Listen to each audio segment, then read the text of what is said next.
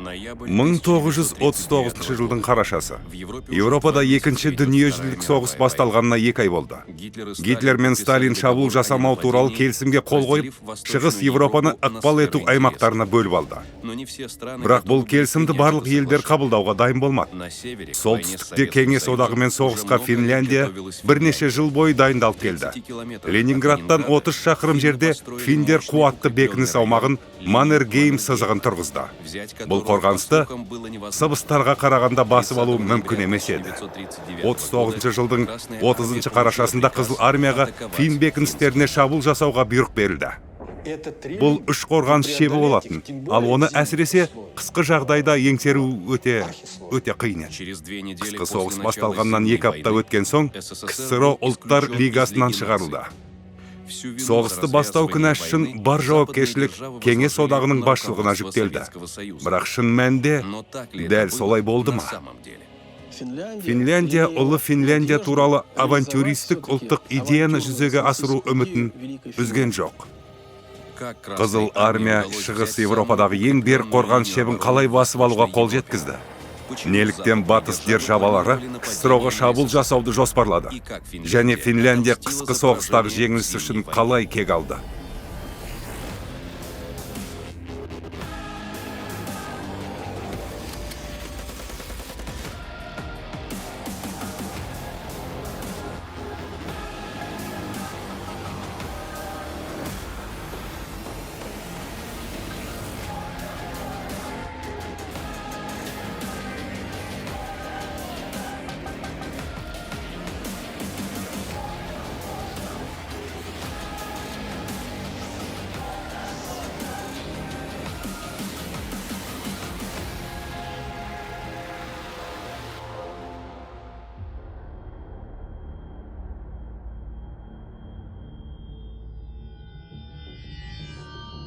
Қысқы соғыс.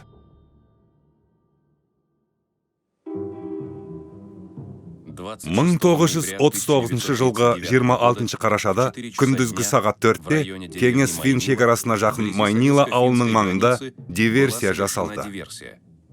Қызыл армияның 68-ші атқыштар полкі артиллериядан атқыланды. Полк позициясына 7 снаряд түсті. 3 сарбаз және 1 кіші командир қаза тапты. Кеңес өкіметі бұл атқылау Финляндия аумағынан жасалды деп мәлімдеді. Сол күні Мәскеу Хельсинкиге шұғыл түрде мемлекеттік шекараны елдің ішкі жағына жылжыту талабы бар ультиматум ұсынды. Финдер бұл талаптарды қабылдаудан бас тартты. 4 күннен кейін Ленинград майданының әскерлеріне мемлекеттік шекарадан өту туралы бұйрық берілді. Осылайша Кеңес Финляндия соғысы басталды.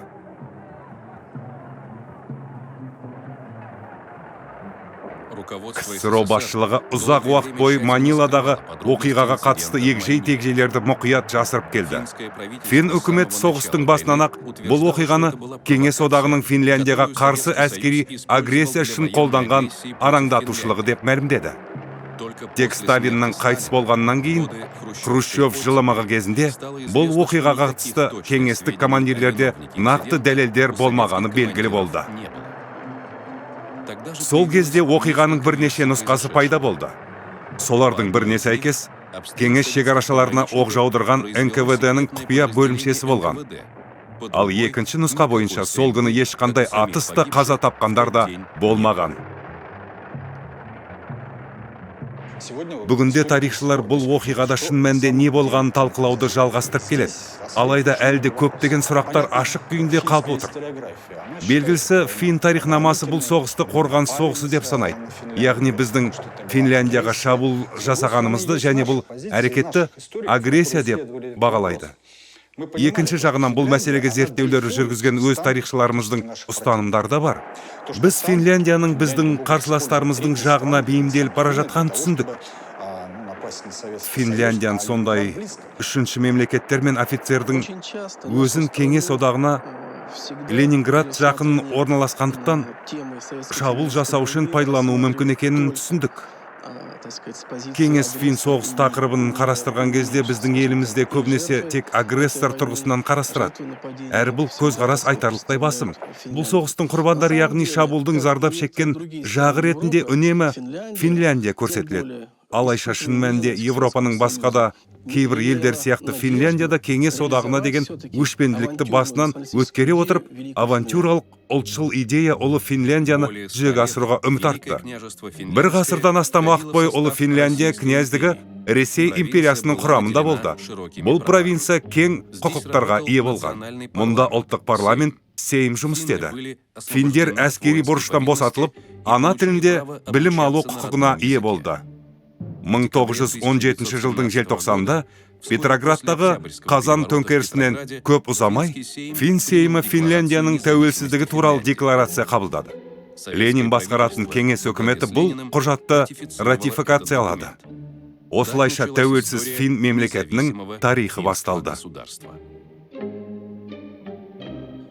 Кеңес өкіметі буржуазиялық мемлекетке дербестік бергенде белгілі бір парадоксалды жағдай орын алды. Фин жұмысшы революциясы сәтсіздікке ұшырағаннан кейін Финляндияда буржуазиялық билік орнады. Фин буржуазиясы Ресейдегі азамат соғысына және кеңес билігіне қарсы интервенцияға белсенді қатысты.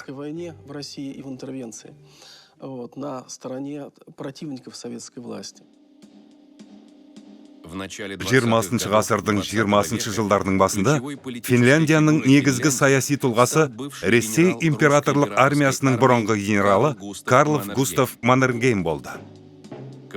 Николай II кавалер гвардиясының ардагері, орыс, жапон және бірінші дүниежүзілік соғыстардың қатысушысы Маннергейм үлгілі орыс офицер болып, көптеген әскери марапаттарға ие болған. Қазан төңкерісінен кейін ол Финляндияға оралып, фин армиясы мен мемлекетті іс жүзінде басқарды. Азамат соғыс жылдары Маннергеймнің полктері Карелияда және Петроград маңында Қызыл армиямен шайқасты. Екі кеңес фин соғысының нәтижесінде финдер Карелия аумағының бір бөлігін басып алып, Баренц теңізіне шығалды. Алайда Маннергейм кеңес Ресеймен текетірес мұнымен аяқталмайтынына сенімді болды. Маннергейм Ресей императорлық армиясында адал әрі ерлікпен қызмет еткен генерал. Ол шығыстағы жорықтарға қатысып, бірінші дүниежүзілік соғыста өзін батырлықпен танытты. Бірақ Финляндия тәуелсіздігін алғаннан кейін Маннергейм Қызыл Ресейді жау деп санаған бағытты ұстанды. Сонымен бірге финдер азамат соғыс жылдары және Шығыс Карелияда, яғни Кеңес Карелиясында бізге қарсы соғысты. Олар сол кезде тек өз шекарасындағы аумақтармен шектелмей, ұлы Финляндия идеясын жүзеге асыруға тырысты.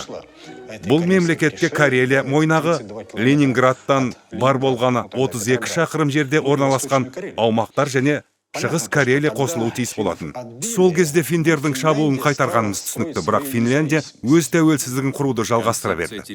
Финляндияның аумақтық шекаралары туралы идея алғаш рет 17 ғасырда бұл ел Швед корольдігінің құрамында болған кезде пайда болды.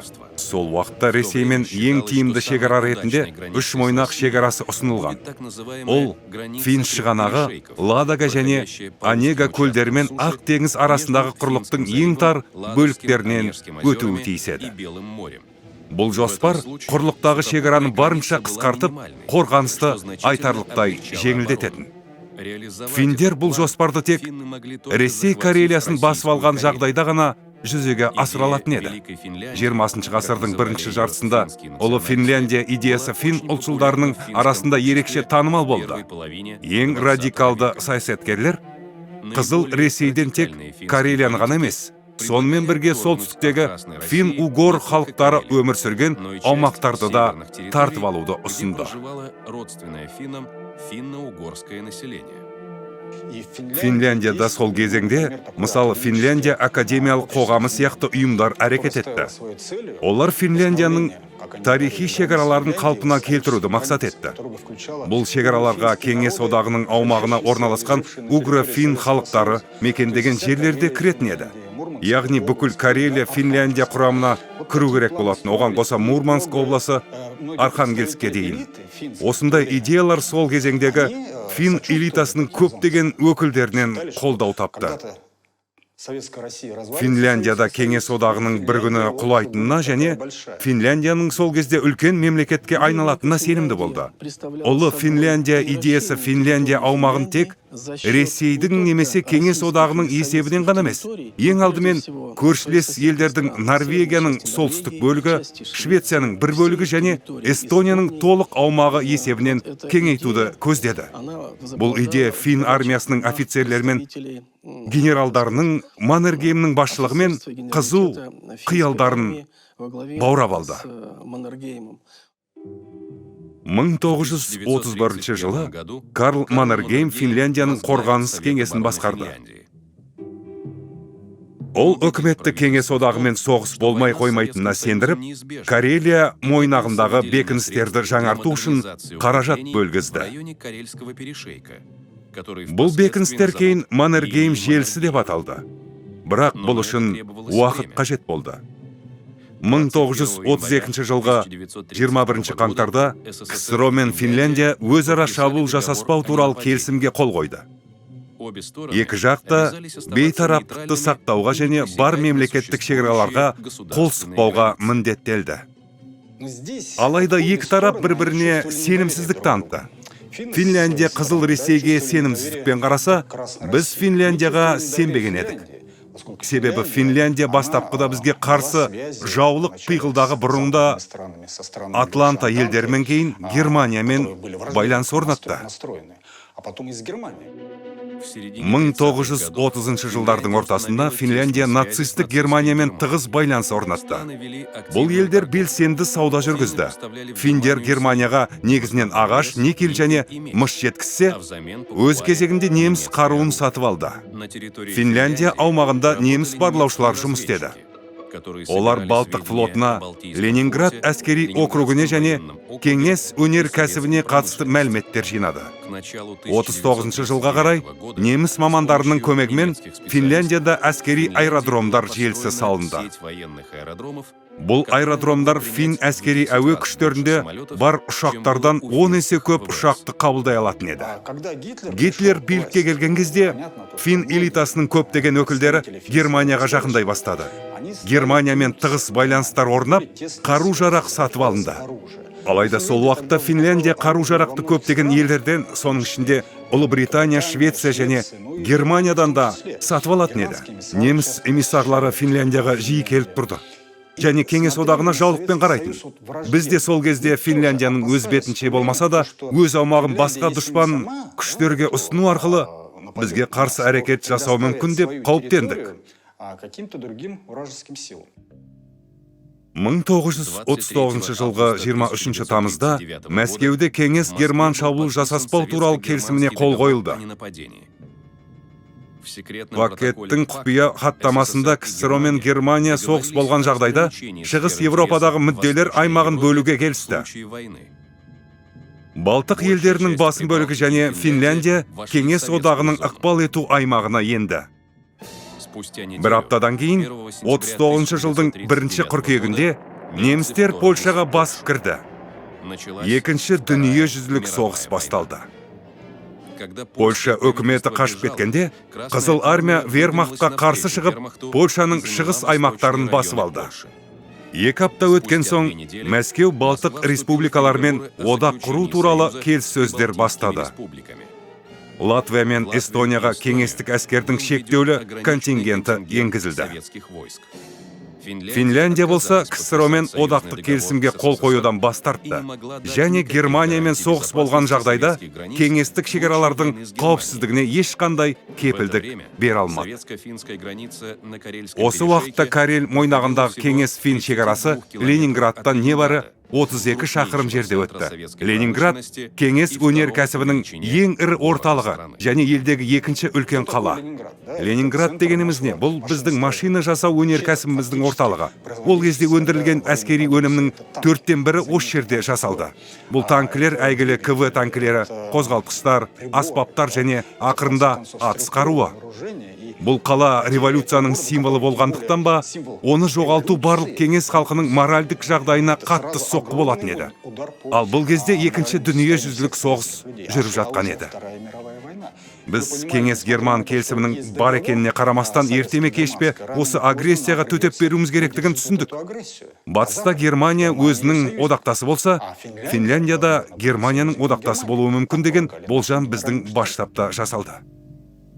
1939 жылдың қарашасында Мәскеуде кеңес-фин келіссөздері басталды. Сталин финдерден шекараны Ленинградтан солтүстікке жылжытуды, сондай-ақ КСРО-ға Ханко түбегінің бір бөлігін және фин шығанағындағы кейбір аралдарды жалға беруді сұрады. Бұған жауап ретінде Мәскеу Хельсинкиге солтүстік кеңестік Карелиядан ауқымды аумақтарды ұсынды. Біз Финляндияны кеңестіруді жоспарлаған жоқпыз. Негізгі мәселе тек шекараға қатысты болды. Бұл бүгінгі күнге дейінгі барлық құжаттармен расталады.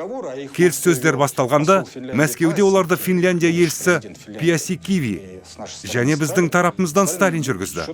Сталин келіссөздің басында ашық айтты: Ленинградты басқа жерге көшіру мүмкін емес, сондықтан Карелия мойнағындағы шекараны шамамен 70 шақырымға жылжытуды сұраймыз. Біз сіздерге екесе үлкен аумақ, яғни 5500 шаршы километр жер береміз. Бұл кеңес Карелиясында орналасқан табиғи ресурстарға бай аймақ. Алайда финдер үзілді-кесілді бас тартты.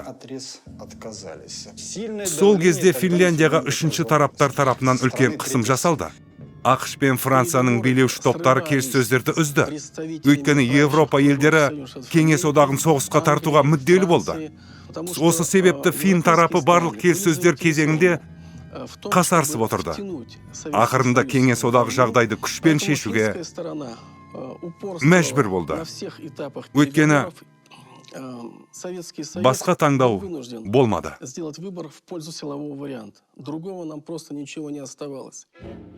1939 жылдың 29 қарашасында Майнилада кеңес шекараларына жасалған шабуылдан 3 күн өткен соң, Мәскеу Финляндиямен дипломатиялық қарым-қатынасты үзді.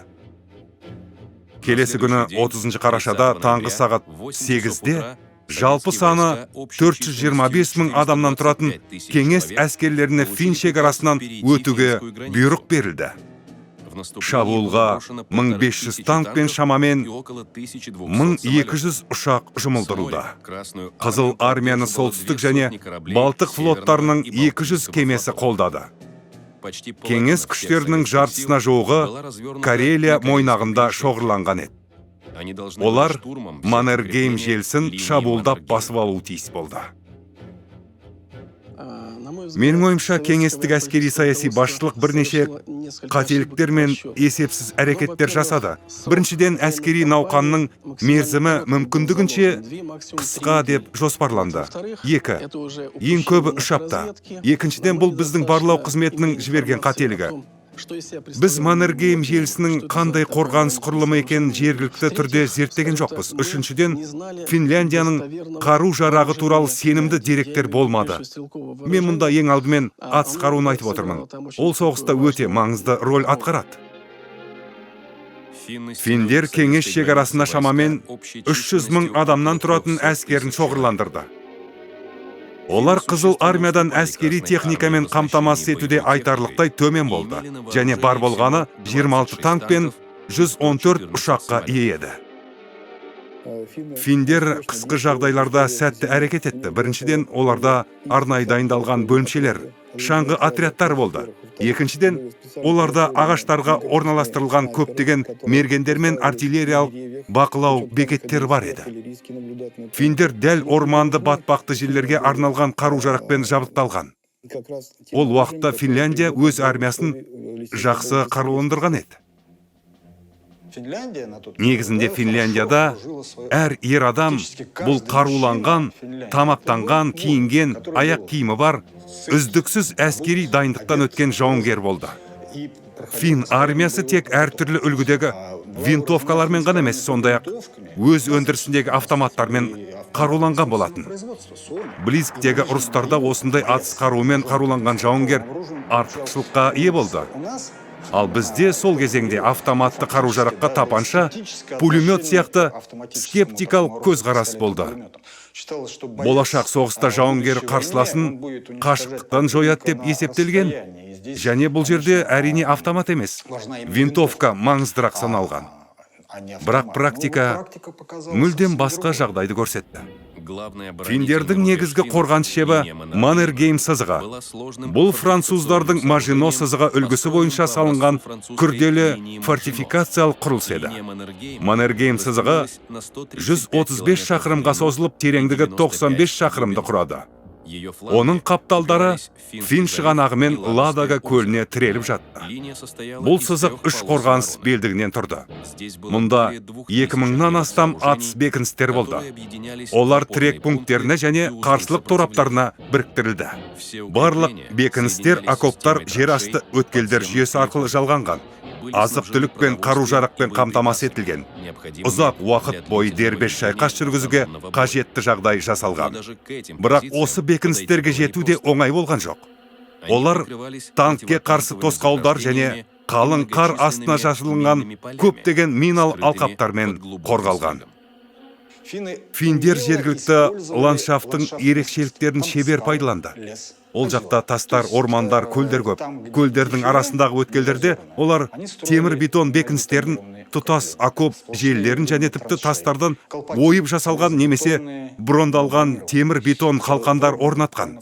Бұл 3 шептен тұрды және оларды әсіресе қысқы жағдайда еңсеру өте қиын болды.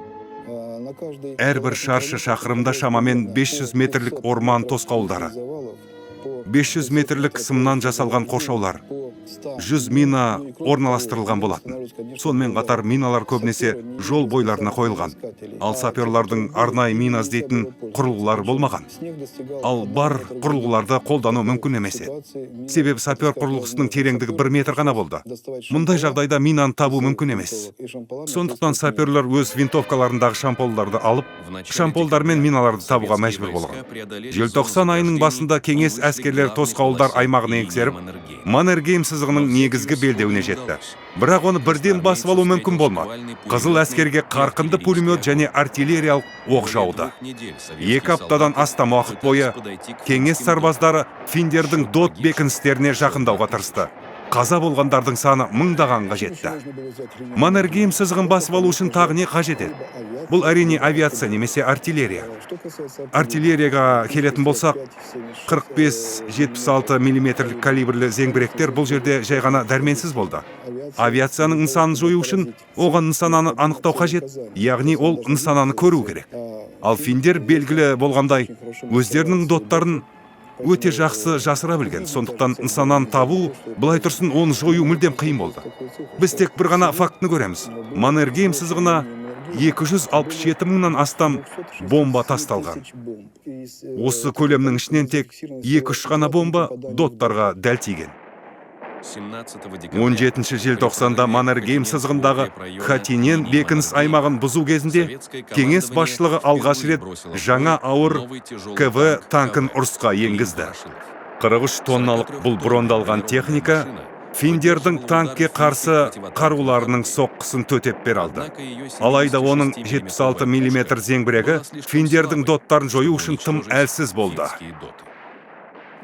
Әрбір тірек пункті мен әрбір доттың алдында финдер танкке қарсы бекініс жүйесін салған. Ең алдымен бұл қорғаныс сызықтар еді. Олар не табиғи тас қойтастар, не жасанды түрде жасалған бетон төбешіктер еді. Олардың үстінен танк оңай өтіп кете алмайтын, бірақ белгілі бір жағдайда өте алатын. Кей жерде 20 қатар қорғаныс қазықтары болған. Сондықтан танктер жақындаған кезде олар жай ғана тоқтап қалатын. Біздің танктер тұрып қалған кезде финдер арнайы архив құжаттарында жазылған нұсқаулыққа сәйкес біздің танкке жақындап барып, балғамен оның зеңбірек оқпанына соққы жасайтын. Осылайша оқпа майысатын және зеңбірек атысқа жарамсыз болып қалатын. Әрине оларда басқа да танкке қарсы құралдар болды. Олар тек 1940 жылдан бастап әскерге келе бастады. Т-34 сияқты қуатты танктер әлі жоқ еді. Қысқы соғыс арнайы дайындалған снайперлер жаппай қатысқан алғашқы әскери науқан болды. Кеңес сарбаздар оларды көкектер деп атаған. Ағаштарда немесе төбелерде орналасқан мұндай снайпер жүздеген адамды жойып, өзі көзге түспей қала беретін. Ең нәтижелі фин армиясының снайпері капрал Симо Хяухе бар болған 3 айдың ішінде шамамен 500 кеңес сарбазын өлтірген.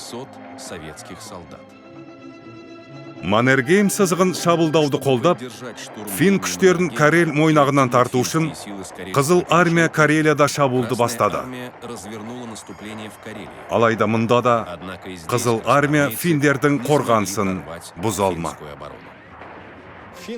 Финдер кеңес әскерлерінің қайда және қалай қозғалып жатқанын біліп, оларды жорық бағандарымен жүрген жерлерінде ұсақ топтармен қоршап, біздің ресурстарды сарқуға тырысты. Финдер әрдайым біздің дивизияның Финляндия орталығындағы қозғалысын білетін. Оларға бұған байланыс ұшақтары әйгілі У-20 ұшақтары көмектесетін. Бұл ұшақтар біздің бөлімдердің үстінен ұшып жүретін. Ал оның қай жерде ұшып жүргеніне қарап, финдер біздің әскердің қайда бара жатқанын анықтай алатын. Осылайша олар біздің бөлімдерді барлық жағынан қоршап алатын. Бізге қоршауда соғысып, ауыр шығынға ұшырай отырып, техникамызды тастап шығысқа қарай қайтадан жол табуға тура келді. Финдер Қызыл армияны қаңсыратып, кейінірек қандайда бір саяси өзгерістерге үміт артты. Мүмкін Германия, Англия немесе Франция олардың жағына шығады. Немесе Қызыл армия Маннергейм сызығын бұзып өтудің мағынасыз екенін түсініп, шабуылды тоқтатады деп үміттенді. Кеңес фин соғысы басталған сәттен бастап-ақ, Мәскеу мен Хельсинки майданда және өз елдерінде кең көлемде насихаттық кампания жүргізді. Кеңес және фин газеттері Маннергейм сызығы алынбайды деп мәлімдеген. Осылайша финдер өз сарбаздарының рухын нығайтты. Ал Мәскеу Қызыл армияның фин бекіністерін шабуылдау кезіндегі сәтсіздіктерін ақтауға тырысты. Екі жақта майданға мыңдаған үн парақтарды тастап, тұтқынға берілуді шақырды. Қаруын тапсырған үшін финдер қашқындарға жақсы ақша ұсынды. Тапанша үшін 100 рубль, танк үшін 10.000 рубль, ал егер кеңес ұшқышы фин территориясына өз ұшағын ерікті түрде қондырса, сол үшін сол заманда таңғаларлықтай үлкен сомма $10.000 алатын болды. Кеңестік үнпарақтар мен плакаттар финдерді азаматтық соғыс кезінен бастап-ақ кеңес Ресейді жоюды армандаған ак гвардиялшылар ісін жалғастырушылар ретінде суреттеді. Батыс Европа елдері Қызыл армияның Финляндияға басып кіруін бір ауыздан айыптады. Соғыс басталғаннан кейін көп замай КСРО ұлттар лигасынан шығарылды. Ұлыбритания мен Франция финдерді қару-жарақпен қамтамасыз етті. Жалпы алғанда европалық державалар Финляндияға 350 әскери ұшақ, 500 далалық зеңбірек және 150 мыңнан астам атыс қаруын жеткізді. Кеңес фин майданында Венгрия, Италия, Норвегия, Польша, Франция және Швециядан 11 мың ерікті қатысты. Оның үстіне Англия мен Франция Финляндияға Швеция арқылы экспедициялық корпус жіберу жоспарларын жасай бастады. Бірақ Швеция бұған келіспеді. Шведтер бізді де бұл соғысқа тартады деп ойлады. Осыдан кейін ағылшындар мен француздар кеңес одағының қапталдарына соққы жасау жоспарларын әзірлей бастады. Яғни Ленинградқа, Бакуға және Грозныға оңтүстіктен соққы беруді көздеді. Яғни Бленхейл ұшақтары Бакуды бомбалап, оны 15 күнде, ал Грозныйды 10 күнде қиратады деп жоспарланған. Бұл жоспарлар бізді барлық мұнай өнеркәсібінен айыру мақсатында жасалған. 39-40 жылғы қыс мезгілінде бұл жоспарлар өте белсенді түрде әзірленді. Батыс державаларының көмегіне кеңес өкіметі саяси қатерлермен жауап берді. Қысқы соғыс басталған келесі күні Мәскеу радиосы Карель мойнағындағы Тереоке қаласында Финляндия Демократиялық Республикасының құрылғанын хабарлады. Оның үкіметі фин коммунистері эмигранттарынан құрылды. Бұл республика КСРО мен достық және өзара көмек туралы келісімге қол қойды. Мәскеу жаңа қуыршақ режим Финляндияның саяси бірлігін бұзады деп үміттенді. Отто Куусинен басқаратын халық үкіметі құрылды. Ол Коминтерннің көрнекті өкілдерінің бірі.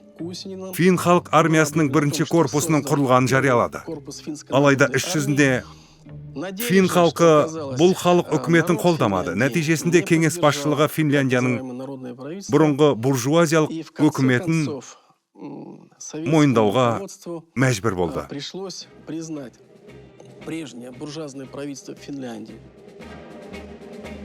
Желтоқсанның соңына қарай Қызыл армия үлкен шығынға ұшырады. Бірақ Маннергейм сызығын ала алмады. Кеңес басшылығы қорғанысқа өтуге және жаңа шабуылға дайындалуға бұйрық берді. Қаңтар айында әскер саны 3 есе артты және 1 миллион адамнан асты. Әскерлер шаңғылармен және қысқы камуфляжбен жабдықталды. Сарбаздарға миналы алқаптарды және доттарды еңсеру әдістері үйретілді. Әуе барлау жүргізілді. Фин бекініс аймақтарының егжей-тегжейлі карталары жасалды. Мұқият дайындық жүргізу, әскери басқаруды қайта ұйымдастыру және соғыс театрындағы нақты жағдайларға жақын бірқатар жаттығулар өткізу туралы шешім қабылданды. Осылайша әскерлерді екінші нәтижелі кезеңге дайындау қажет болды. Біздің қолбасшылар тиісті тұжырым жасады. Мұндай бекіністерді жай жеңу мүмкін емес. Енді кей жерден шабуыл жасау керек. Шешім қабылданды. Ең алдымен Карель мойнағы. Неге Финляндияның орталық емес? Себебі бұл Финляндияның өмірлік маңызды орталықтары. Выборгты басып алу арқылы біз тікелей Фин астанасы Хельсинкиге жол ашатын еді. 40 жылы 1 ақпанда кеңес артиллериясы Маннергейм сызығына тонна снарядтар жаудырды. Фин бекіністерін жою үшін майданға жаңа аса ауыр кеңес қаруы ТМ-312 зеңбірегі жеткізілді. Бұл қару тек сынақтан өткен және зауыттан тікелей майданға жіберілді. Мұндай зеңбіректі қызмет көрсету және тасымалдау үшін 400 адам қажет болды. 305 метрлік бұл зеңбірек нысананы 30 километрлік қашықтықта дәл атып, минутына 2 рет оқ аталатын. Әрбір снарядтың салмағы 300 килограммнан асатын. Ауыр артиллерияның шабуылын 81 ірі калибрлі зеңбірек қолдады. Күн сайын финдердің дот бекіністеріне 12 мыңнан астам алыс қашықтыққа арналған фугасты снарядтар түсіп, олар финдердің блиндаждарын жойып, доттарды бетон қирандыларына айналдырды. Бұл жерде бәрі жоспарлы түрде жүргізілді. Яғни артиллерия финдердің бетондалған бекіністерін бұзды. Шабуылдаушы арнайы топтар құрылды. Олардың құрамында танктер мен жаяу әскер артиллерияның қолдауымен әрекет етті. Алдымен бірінші шеп, кейін екінші шеп бұзылды. Бұл үлкен шығынмен жүзеге асты, бірақ финдер де сол уақытта өте ауыр шығынға ұшырады. Параллель түрде сымнан жасалған бөгеттер жойылды. 12 ақпаннан бастап соғыстың екінші күшейтілген кезең басталғанда, бұзылған дот бекіністері арқылы біздің әскерлер алға жылжи бастады. Олар бірінші шепті Маннергейм сызығын бұзып, екінші шепке шықты. Осыдан кейін қарсылас қорғанысының толықтай күйреуі басталды.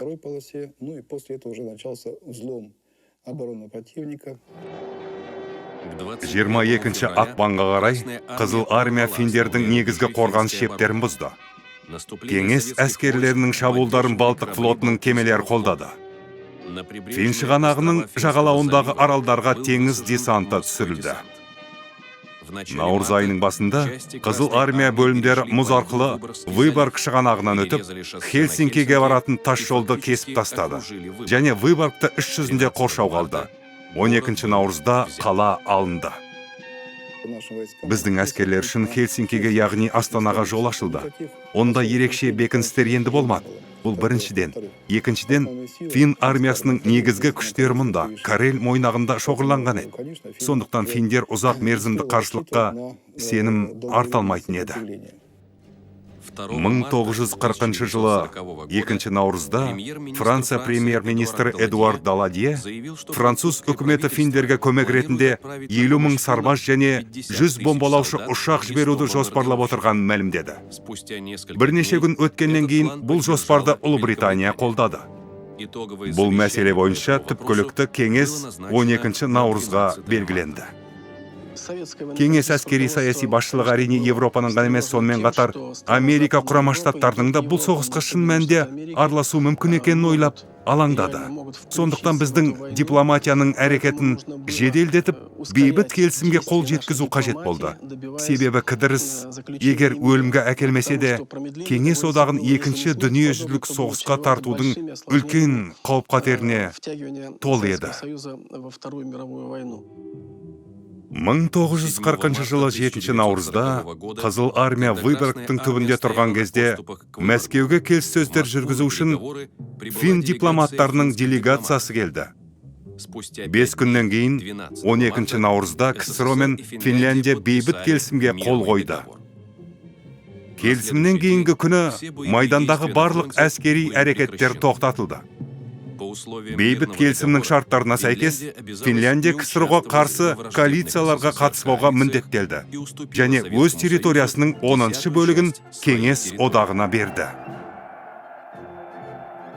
Карель мойнағында шекара Ленинградтан 150-130 километрге жылжыды. Кеңес одағының құрамына Выборг, Ладога көлінің батыс және солтүстік жағалауы, сондай-ақ Фин шығанағындағы аралдар өтті. Бұл соғыстың феномені екі жақта өздерін жеңімпаз сезінді және олар өз ісінің әділдігі үшін күресіп жатқандай көрінді. Финдер өз тәуелсіздігін сақтап қалғанына сенімді болды. Шынында да келісім жасалғаннан кейін Финляндияда тіпті кеңес фин достығы қоғамы құрылды. Ал біз өзімізді жеңімпаз сезіндік. Біріншіден біз Ленинградтың қауіпсіздігіне кепілдік беретін жерлерді алдық. Сонымен қатар біз Финляндияда ең болмаса жақын уақытта басқа елдердің әскерлері орналасатын алаң болмайды деп ойладық. Осындай сезімде болдық. Алайда бұл жерде біз әрине қателестік.